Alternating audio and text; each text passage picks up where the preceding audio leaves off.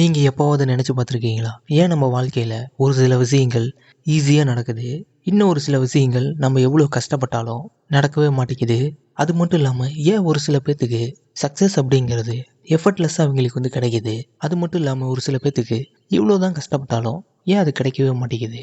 ஆனால் ஒரு விஷயம், அது லக் இல்லை. அதுக்கும் மேலே ஒரு விஷயம், அது நம்ம கண்ணுக்கே தெரியாமல் 24 மணி நேரமும் ஒர்க் ஆகிட்டே இருக்கும். அதை சயின்டிஸ்ட் எல்லாம் சொல்லுவாங்க ஃப்ரீக்குவன்சின்னு, ஸ்பிரிச்சுவல் டீச்சர் எல்லாம் சொல்லுவாங்க அது எனர்ஜின்னு. ஆனால் அதுக்கும் மேலே இருக்கிற சில பேர் சொல்லுவாங்க அதை லா ஆஃப் வைப்ரேஷன் அப்படின்னு. நீங்கள் பார்க்குற எல்லாமே, அது மட்டும் இல்லாமல் உங்களால் பார்க்க முடியாத எல்லாமே வைப்ரேட் ஆகிட்டு தான் இருக்குது. ஏன் உங்களோட எண்ணங்கள், உங்களோட எமோஷன், உங்களோட பாடி, அப்புறம் உங்களோட கனவுகளும் உங்களோட கோல்ஸும் எல்லாமே யூனிவர்ஸுக்கு சிக்னல் அனுப்பிச்சிக்கிட்டே தான் இருக்குது எப்போவுமே. அது மட்டும் இல்லாமல் நான் உங்களுக்கு இப்போ ஒரு சீக்ரெட் ஒன்று நான் சொல்கிறேன். You don't attract what you want, you attract what you vibrate. அதாவது நீங்கள் எது வேணுமோ அதை அட்ராக்ட் பண்ண மாட்டீங்க. நீங்கள் என்ன வைப்ரேஷனில் இருக்கீங்களோ அதை தான் நீங்கள் அட்ராக்ட் பண்ணுவீங்க. ஸோ நம்ம தெரிஞ்சுப்போம் what is law of vibration. Vibration நம்ம சிம்பிளாக சொல்லணும்னா speed and frequency at which energy moves. அதாவது ஸ்பீடும் மூமெண்ட்டும், எனர்ஜி எந்த அளவுக்கு மூவ் ஆகுது அப்படிங்கிறது தான் வைப்ரேஷன். என்னோடய பழைய வீடியோக்கள் பார்த்துருந்தீங்கன்னா இப்போ நான் சொல்ல வரது ஈஸியாக நீங்கள் அண்டர்ஸ்டாண்ட் பண்ணியிருப்பீங்க.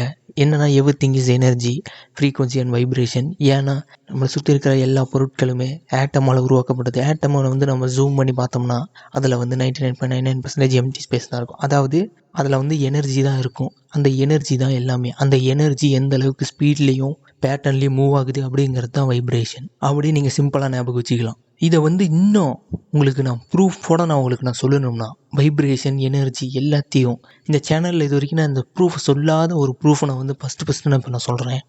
என்னென்னா டாக்டர் சைமன் கர்லியன் ஃபோட்டோகிராஃபி. இவரோட ஃபோட்டோகிராஃபி பற்றி நீங்கள் கேள்விப்பட்டிருப்பீங்க. 2.0 படத்தில் கூட இதை வச்சு தான் எக்ஸ்பிளைன் பண்ணியிருப்பாங்க. அந்த பக்சிராஜனோட இதை 1934 கண்டுபிடிச்சிருக்காரு. அதாவது நம்மளை சுற்றி இருக்கிற எல்லா பொருள்லையுமே, ஈவன் நாமளுமே கூட ஆரா எமிட் பண்ணிகிட்ருக்கோம். அந்த ஆராவை தான் எனர்ஜின்னு வச்சுக்காங்க. நீங்கள் இந்த ஃபோட்டோகிராஃபி மூலிமா அவர் ப்ரூஃப் பண்ணியிருக்காரு. நம்ம உடம்பை சுற்றி எல்லா இடத்துலையுமே எனர்ஜி எமிட் ஆகிட்டுருக்கு அப்படிங்கிறது. எல்லா நேரமும் 24 மணி நேரமும் வைப்ரேட்டில் எனர்ஜி வெளியே போயிட்டே இருக்கும். நம்ம கிட்டேருந்து மட்டும் இல்லை, நம்ம சுற்றி இருக்கிற எல்லா பொருள்லையுமே, ஒரு பொருள் இல்லை, எல்லா சின்ன சின்ன பொருள் எல்லாத்துலேயுமே கேப்சர் பண்ணாலும் அது எனர்ஜி எமிட் ஆகிட்டு இருக்கும். பொருள் மட்டும் இல்லை, மற்ற இருக்கிற எல்லா உயிரினங்களையும் சேர்த்து தான். ஐன்ஸ்டைன் ஒரு விஷயம் சொல்லியிருக்காரு. அதை நீங்கள் கேளுங்க. Everything is energy and that's all there is to it. Match the frequency of the reality you wants and you cannot help but get the reality. It can be no other way. This is not philosophy, this is physics. இந்த code நான் சொல்லலை, ஐன்ஸ்டைனால் சொல்லப்பட்டது. Einstein எந்த அளவுக்கு ஒரு புத்திசாலின்னு நமக்கு தெரியும். அவரே எவ்ரி திங் இஸ் எனர்ஜி. அவர் என்ன சொல்ல வராருன்னா, நமக்கு என்ன வேணுமோ அந்த ஃப்ரீக்வன்சியோட மேட்ச் பண்ண சொல்கிறார். அதாவது இப்போ நான் மேனிஃபெஸ்டேஷன், லா ஆஃப் அட்ராக்ஷனை பற்றி தெரிஞ்சவங்களுக்கெல்லாம் தெரிஞ்சு எண்ட் ரிசல்ட்லேருந்து விசுவலைசேஷன் பண்ண சொல்லுவாங்க எப்போவுமே. நானும் அப்படி தான் சொல்லுவேன். என்னென்னா இப்போ நீங்கள் ஹாப்பியாக இருக்கணும்னு அந்த ஃப்ரீக்வன்சியோட மேட்ச் ஆகணும். அதாவது இப்போவே நீங்கள் ஹாப்பியாக இருந்து ஃபீல் பண்ணிங்கன்னா அந்த ஃப்ரீக்வன்சியோட மேட்ச் ஆயிரும். அப்படி மேட்ச் ஆனால் தான் நமக்கு கிடைக்க வேண்டிய ஹாப்பினஸை யாராலையும் தடுக்கவே முடியாது. இது ஃபிலாசபி இல்லை, ஃபிசிக்ஸ் அப்படின்னு அவர் சொல்கிறாரு. அதனால தான் எப்போவுமே மேனிஃபெஸ்டேஷனில் எண்ட் ரிசல்ட்லேருந்து நம்ம கோலை விசுவலைசேஷன் பண்ண சொல்லுவாங்க. எப்படி உருவாக்குறதா இருந்தாலும் எண்ட் ரிசல்ட்லேருந்து அதனால தான் உருவாக்க சொல்கிறது. சரி, உங்களுக்கு சில டவுட்டுகள் எல்லாம் வரலாம். லா ஆஃப் அட்ராக்ஷனுங்கிற, லா ஆஃப் வைப்ரேஷன் அப்படிங்கிற இந்த 2 லா மட்டும்தான் இருக்கா, இல்லை இன்னும் நிறைய லா இருக்கான்னு கேட்டிங்கன்னா 12 லா இருக்குது மொத்தம். இந்த 12 லா எங்கேருந்து வந்தது அதெல்லாம் எனக்கு தெரியல, யார் உருவாக்குனாங்கன்னு தெரியல. 12 லா இருக்குது. இந்த லாவுக்கு எப்படி நம்ம கிராவிட்டிக்கு ஏற்ற மாதிரி நம்ம நடந்துக்கிடுமோ, நல்லவனாக இருந்தாலும் சரி, கெட்டவனாக இருந்தாலும் சரி, பில்டிங் மேலேருந்து கீழே விழுந்தா கிராவிட்டி அதோட வேலையை பார்த்து தான் தீரும். நல்லவனா கெட்டவனா அப்படிங்கிறதுக்கெலாம் அது கிராவிட்டிக்கு கேர் கிடையாது. என்னோட விதிக்கு நீ கட்டுப்பட்டு இருக்கியா? பில்டிங் மேலேருந்து விழுந்தா நீ கீழே தான் வருவேன் அப்படின்னு உனக்கு தெரியுதா? அப்போ நீ உழுவக்கூடாது. அதாவது என்னோட விதிக்கு நீ கட்டுப்பட்டு நடக்கிறியா அப்படிங்கிறது தான் மேட்ரு. அதே மாதிரி தான் லவ் ஆஃப் அட்ராக்ஷனுக்கும். நீ நல்லவனா கெட்டவனா, நெகட்டிவாக பாசிட்டிவாக அதெல்லாம் கிடையாது. நீ என்னோட விதிக்கு கட்டுப்பட்டு நடக்கிறியா, அதுதான் மேட்ரு. இதுதான் அந்த 12 லா. அப்படியே ஒரு செகண்ட் இந்த 12 லாவையும் கேளுங்க. நான் அடுத்தடுத்த வீடியோவில் இந்த 12 லாவை பற்றி நான் உங்களுக்கு டீட்டெயிலாக நான் எக்ஸ்பிளைன் பண்ணுறேன். ஒரு லாவுக்கும் ஒரு வீடியோ மேக் பண்ணுறேன்.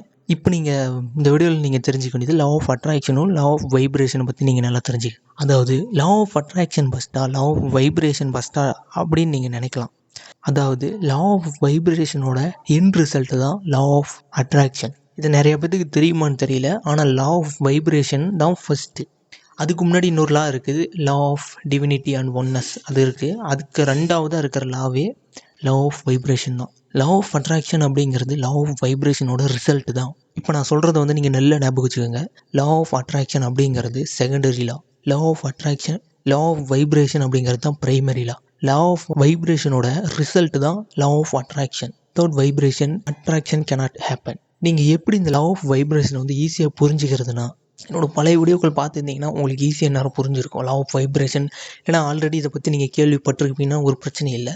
லா ஆஃப் வைப்ரேஷன் அப்படிங்கிறது நீங்கள் ஜஸ்ட் ஃபீல் பண்ணிக்கோங்க. உங்களை சுற்றி இருக்கிற எல்லா பொருளுமே வைப்ரேட் ஆகிட்டு தான் இருக்குது. நான் ஏன் அப்படி வைப்ரேட் ஆகிட்டு இருக்குன்னு நான் சொல்கிறேன்னா, அதான் அந்த ஆட்டம் வந்து எனர்ஜியாக மூவிங் ஆகிட்டு இருக்கும். அதை தான் எனர்ஜி அப்படின்னு நம்ம சொல்கிறோம். Why vibration create attraction. சரி, இப்போ வைப்ரேஷன் ஓகே, அந்த வைப்ரேஷன் எப்படி அட்ராக்ஷன் கிரியேட் பண்ணும்? இப்போ நான் சொன்னது தான் லா ஆஃப் வைப்ரேஷன் அப்படிங்கிறது primary law, law of attraction அப்படிங்கிறது செகண்டரி லா. அப்படிங்கும் போது ஃபஸ்ட்டு வந்து நீங்கள் எந்த லாவை வந்து ஃபாலோ பண்ணுறீங்க? அதாவது நீங்கள் ஹாப்பினஸில் ரொம்ப நேரம் இருக்கும் போது உங்களோட வைப்ரேஷன் வந்து ஹாப்பியாக மாறிடும். கல்யாண் ஃபோட்டோகிராஃபின்னு ஒன்று சொன்னால ஃபஸ்ட்டு, ஹாப்பினஸுக்கு ஒரு விதமான ஆரா கலர் இருக்கும், சேட்னஸ்க்கு ஒரு விதமான ஆரா கலர் இருக்கும். அந்தந்த மாதிரி கலர் நான் அடுத்தடுத்த வீடியோவில் நான் எக்ஸ்பிளைன் பண்ணுறேன் எல்லாத்தையுமே டீட்டெயிலாக. ஃப்ரீக்வன்சி இருக்கும். ஹாப்பினஸ்க்கு ஒரு ஃப்ரீக்வன்சி, அதுக்கு ஒரு ஃப்ரீக்வன்சி, இதுக்கு ஒரு ஃப்ரீக்வன்சின்னு எல்லாம் தனித்தனியாக வைப்ரேஷன் எல்லாம் தனித்தனியாக இருக்கும். நீங்கள் அதிக நேரம் எதில் இருக்கீங்களோ அந்த ஃப்ரீக்வன்சி வந்து எமிட் ஆகும் யூனிவர்ஸுக்கு. அந்த எமிட் ஆகிறது வந்து திரும்ப நமக்கு அட்ராக்ஷனாக வரும். அதுதான் லா ஆஃப் அட்ராக்ஷன். அந்த விதி நீங்கள் இந்த விதியை ஃபாலோ பண்ணிங்கன்னா அந்த விதி வந்து தானாக உங்களுக்கு வந்து ஒர்க் ஆக ஆரம்பிச்சிடும். அவ்வளோதான் நான் சிம்பிளாக நான் சொல்கிறது. இதுக்கு பெஸ்ட்டு எக்ஸாம்பிளாக வந்து நான் சொல்லணும்னா, ஃப்ரீக்வன்சி எப்படி அட்ராக்ட் பண்ணும் அப்படிங்கிறது ஃபிசிக்ஸில் இருக்கிற டியூனிங் ஃபோர்க்கு தான். சேம் ஃப்ரீக்வன்சியில் இருக்கிற டியூனிங் ஃபோர்க்கை வந்து நம்ம அடித்தோம்னா இன்னொரு டியூனிங் ஃபோர்க்கும் வந்து வைப்ரேட் ஆகும். நீங்கள் வந்து நாமளே ஒரு டியூனிங் ஃபோர்க்காக நினச்சிக்கோங்க. இப்போது நீங்கள் வேணும்னு நினைக்கிற ஒரு கோலு வந்து டியூனிங் ஃபோர்க்காக நினச்சிக்கோங்க. அது வந்து 532 இருக்கா, நாமளும் வந்து 532 மாறினா தான் அது வந்து நமக்கு கிடைக்கும். அவ்வளோதான் சிம்பிள். உங்கள் கோல் வந்து ஹையர் லிமிட்டில் இருக்கும். இங்கே இருக்குதுன்னா உங்கள் கோலு, நீங்கள் வந்து இங்கே இருப்பீங்க. அதாவது நார்மல் ஸ்டேட்டில் இங்கே இருக்குது. ஆனால் நாம் வந்து ஒரு கான்சியஸ்னஸ் மூலிமா, நம்மளோட இமேஜினேஷன் மூலிமா, நம்மளோட திங்கிங் மூலிமா, நம்மளோட தாட் மூலிமா, நம்மளோட சுச்சுவேஷன் எல்லாத்தையும் விட்டுட்டு ஹையர் செல்ஃபாக நம்ம வந்து யோசிக்கும் போது அந்த இடத்துக்கு நம்ம வந்து மேட்ச் ஆகும். அந்த ஃப்ரீக்வன்சி இந்த ஃப்ரீக்வன்சியும் மேட்ச் ஆகும். ஒரு நாள் மேட்ச் ஆனால் போதுமா, 2 நாள் மேட்ச் ஆனால் போதுமா, எல்லா டைமும் அது மேட்ச் ஆகிற மாதிரி நம்ம பண்ணிக்கிட்டே இருக்க அந்த அட்ராக்ஷன் வந்து நமக்கு கம்ப்ளீட்டாக நமக்கு தேவையான அந்த டியூனிங் ஃபோர்க்கை ஃபுல்லாக வைப்ரேட் பண்ணி நம்மளோட கோலை வந்து நமக்கு அடைய தானாக நடக்கும். அது தானாக நடக்கும்னா ஆப்பர்ச்சுனிட்டி தானாக வந்து ஃப்ளோ ஆக ஆரம்பிக்கும். அதை தான் நான் தானாக நடக்கும்னு நான் சொல்லுவேன். நிறைய இடத்துல நான் இந்த தானாக நடக்கும் அப்படிங்கிறத நான் மென்ஷன் பண்ணுவேன். ஏன்னா நான் அதை ஆழமாக நம்புகிறேன். அதனால் நான் சொல்கிறேன். இவ்வளோ நேரம் நான் சொன்னதுலேருந்து உங்களுக்கு ஒரு டவுட் வந்து க்ரியேட் ஆகிருக்கலாம். சரி, நம்ம எப்படி நம்ம வைப்ரேஷனை ரைஸ் பண்ணுறது? ஒன்றும் இல்லை, ஃபஸ்ட்டு நீங்கள் செலுத்த வேண்டியது கிராட்டிடியூட். இப்போ உங்களுக்கு வந்து கார் வாங்கணும் அப்படிங்கிற ஆசை இருக்குதுன்னு வச்சுக்கோங்க. அதாவது ஆல்ரெடி எனக்கு கார் வாங்கின ஃப்ரீக்வன்சி இங்கே இருக்குது, வைப்ரேஷன் இங்கே இருக்குது, ரியாலிட்டி இங்கே இருக்குது. ஆனால் இப்போ உங்ககிட்ட கார் இல்லை, இந்த நெகட்டிவ் எமோஷன் அப்படியே இங்கே இருக்குது. ஆனால் நீங்கள் உங்களோட அவேர்னஸ் மூலிமா, கான்சியஸ்னஸ் மூலிமா, உங்களோட வைப்ரேஷனை கொஞ்சம் கொஞ்சமாக இமேஜினேஷன் மூலிமா அது என்கிட்ட ஆல்ரெடி இருக்குது அப்படின்னு நம்பி அந்த வைப்ரேஷனை வந்து அதிக நேரம் நீங்கள் வந்து ப்ராட்காஸ்ட் பண்ணணும். ப்ராட்காஸ்ட் பண்ண அது வந்து ஆப்பர்ச்சுனிட்டி வந்து க்ரியேட் ஆகும். இப்போ தான் நான் சிம்பிளாக நான் சொல்கிறது, கிராட்டிடியூட் பண்ணலாம், பாசிட்டிவாக திங்க் பண்ணலாம், எதை வேணால் பண்ணலாம். ஆனால் நீங்கள் எதை பண்ணாலும் அந்த ஃப்ரீக்வன்சியில் இருக்கிற மாதிரி நீங்கள் இருக்கணும். அதாவது அது ஆல்ரெடி உங்கள்கிட்ட இருக்கிற மாதிரி நீங்கள் நினச்சிக்கணும். அஃபர்மேஷன், விசுவலைசேஷன் எதுவாக இருந்தாலும் சரி. ரொம்ப ரொம்ப இம்பார்ட்டண்டான ஒரு விஷயம் என்னென்னா, இதை எல்லாத்தையும் நீங்கள் பண்ணுறதுக்கு உங்களுக்கு ஃபஸ்ட்டு அவேர்னஸ் இருக்கணும். நம்ம என்ன அவேர்னஸ் அப்படின்னு கேட்டிங்கன்னா, நம்மளை சுற்றி இருக்கிற எல்லா பொருளுமே வைப்ரேஷன் தான். நம்ம என்ன வைப்ரேஷனில் இருக்குமோ அதுதான் நமக்கு அட்ராக்ட் ஆகும் அப்படிங்கிற ஒரு அவேர்னஸ். இது வந்து ஸ்டார்டிங்கில் க்ரியேட் ஆகிறது கஷ்டம். நீ என்ன பண்ணுற அப்படின்னு கேட்கலாம். எனக்கும் கஷ்டமாக தான் இருக்கும். வைப்ரேஷன் எல்லாமே முடிஞ்ச அளவுக்கு உங்களால் எந்த அளவுக்கு முடியுமோ அந்த அளவுக்கு நீங்கள் அதை வந்து ஃபீல் பண்ண ட்ரை பண்ணுங்கள். அவ்வளோதான் என்னோடய பர்சனல் ஒப்பீனியன் வந்து அவ்வளோதான். நானும் அப்படி தான் பண்ணுவேன். இப்போ நீங்கள் சந்தோஷமாக இருக்கிறதுக்காக நீங்கள் வந்து வைப்ரேஷன் வந்து ரைஸ் பண்ணுறீங்க, மெடிடேட் பண்ணுறீங்க, விசுவலைசேஷன் பண்ணுறீங்க, எல்லாம் பண்ணுறீங்க. ஆனால் நெகட்டிவிட்டி வருது. இப்போ நம்ம என்ன பண்ணுறது? அதை நீங்கள் கண்டுக்காதீங்க. அது வந்ததாகவே இருக்கட்டும். நீங்கள் அதை திரும்ப கான்சியஸ்க்கு கொண்டு வராதீங்க. அதை வந்து நீங்கள் ஃபோக்கஸ் பண்ணாதீங்க. அதாவது உங்கள் ஃபோக்கஸ் நெகட்டிவில் கொண்டு போனீங்கன்னா, என்னால் பண்ண முடியல அப்படின்னு நெகட்டிவ்க்கு போச்சுன்னா அது வந்து அதுக்கு தான் போகும். Focus goes, energy flows. நீங்கள் என்ன பண்ணணும்னா, அப்படி போனதை நீங்கள் அதை திரும்ப அப்படி போயிடுச்சுன்னு சொல்லாமல் திரும்ப நீங்கள் எங்கே போகணுமோ அந்த இடத்துக்கு நீங்களே வந்துடுங்க. விசுவலைசேஷன் பண்ணும்போது அஃபர்மேஷன் சொல்லும்போது நெகட்டிவ் வந்ததுன்னா அதுக்கு வந்துட்டு கொஞ்சம் நேரம் அந்த நெகட்டிவாக நீங்கள் நினச்சிட்டு இருப்பீங்க. அதை விட்டுட்டு டக்குன்னு கான்சியஸுக்கு வந்து திரும்ப அந்த பாசிட்டிவிட்டிக்கு வந்துடுங்க. அவ்வளோதான். ஐயோ நான் இவ்வளோ நேரம் நெகட்டிவ் வந்துட்டேனே, அதெல்லாம் இல்லை. அதை அப்படியே விட்டுட்டு திரும்ப பாசிட்டிவ்க்கு வந்துடுங்க. அவ்வளோதான். திரும்ப விட்டுட்டு பாசிட்டிவ்க்கு வந்துடுங்க. ஒரு நாள் அந்த மாதிரி நீங்கள் பண்ண அந்த டைமிங் வந்து அதிகரிக்கும். நீங்கள் பாசிட்டிவாக விசுவலைசேஷன் பண்ணுறதும் அஃபர்மேஷன் பண்ணுறதும் ரிப்பீட்டடாக பண்ண டைமிங் வந்து அதிகரிக்கும். நீங்கள் அதிகரிக்கும் போது நீங்கள் நோட் பண்ணுவீங்க.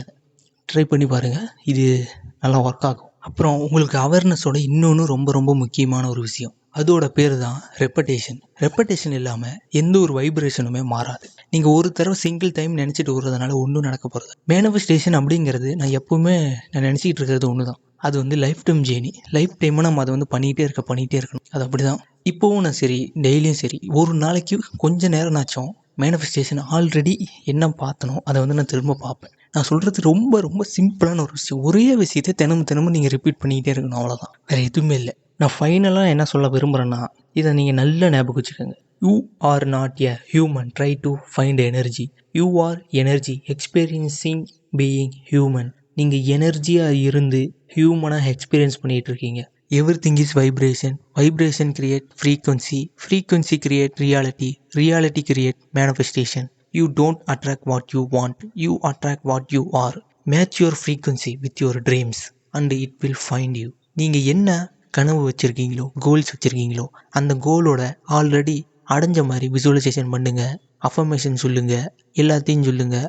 உங்கள் ஃப்ரீக்வன்சி வந்து மாற ஆரம்பிக்கும். அப்புறமா அந்த கோல் அது வந்து உங்களை தேடி வரும். இதை நான் அடிக்கடி சொல்லியிருப்பேன். எல்லாமே மைண்ட்லேருந்து தான் உருவாகுது. இதை நான் ஒன்று சொல்லணும்னு நினச்சேன். Match your frequency with your dream and it will find you. இது யாருப்பா இவ்வளோ அழகாக வந்து ஒரு கோட் சொல்லியிருக்காரு அப்படின்னு கேட்டிங்கன்னா, அந்த ஆடியன் நான் தான். அப்புறம் இந்த மாதிரி ஏதாவது நீங்கள் உருவாக்கியிருந்தீங்கன்னா அதை அப்படியே கமெண்ட்டில் வந்து சொல்லுங்கப்பா. லா ஆஃப் அட்ராக்ஷன் பற்றி நீங்கள் இன்னும் தெரிஞ்சுக்கணும்னா இப்போ ஸ்க்ரீனில் ஷோ ஆகுதில்ல, இந்த வீடியோவை வந்து கிளிக் பண்ணி பாருங்கள். இந்த வீடியோவில் சொன்ன எந்த கான்செப்டை பற்றி உங்களுக்கு புரியலைன்னா கமெண்ட் பண்ணுங்கள். இல்லைனா நான் ஆல்ரெடி அந்த பற்றின வீடியோக்கள்லாம் நான் போட்டிருப்பேன். அதை வந்து செக் பண்ணுங்கள்.